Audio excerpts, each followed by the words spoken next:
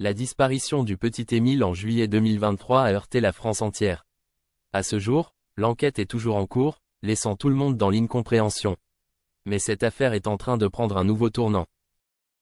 Suite à la découverte de Sadia en mars 2024, la randonneuse, de nouvelles analyses scientifiques ont été effectuées.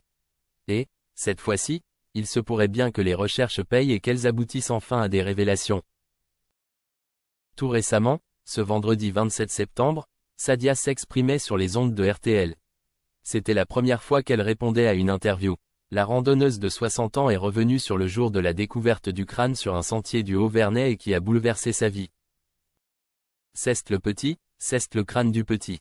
Je ne sais pas pourquoi, mais j'en suis sûre. Racontait-elle au journaliste. En plus du crâne, les enquêteurs ont pu mettre la main sur des chaussures, un t-shirt et une culotte. Elle a aussi confié que les terribles accusations à son encontre, suite à cette découverte, l'ont terriblement choquée. En tout cas, grâce à elle, les enquêteurs ont pu étudier de nouvelles pistes alors que l'affaire n'avançait plus. Depuis août dernier, des analyses supplémentaires sur les vêtements et les ossements d'Émile ont été réalisées. Pour l'instant, les résultats restent confidentiels, mais d'après nos confrères, l'enquête pourrait connaître un virage à 180 degrés. Les experts cherchent notamment à savoir deux choses, si le corps a été déplacé et si un ADN étranger pourrait incriminer un autre individu.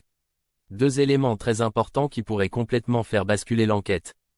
Cependant, l'enquête fait face à un obstacle de taille. Comme l'explique maître Isabelle Colombani dans la Provence, l'avocate des grands-parents d'Émile, on n'a jamais pris l'ADN de tous les gens du Vernay et du Haut-Vernay.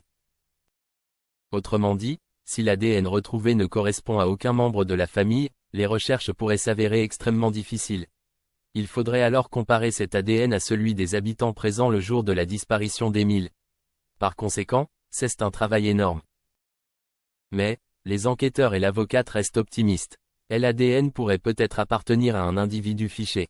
Cette hypothèse est sérieuse et pourrait ouvrir une nouvelle voie d'investigation. Tout le monde espère que ces analyses permettront enfin de comprendre ce qu'il s'est réellement passé.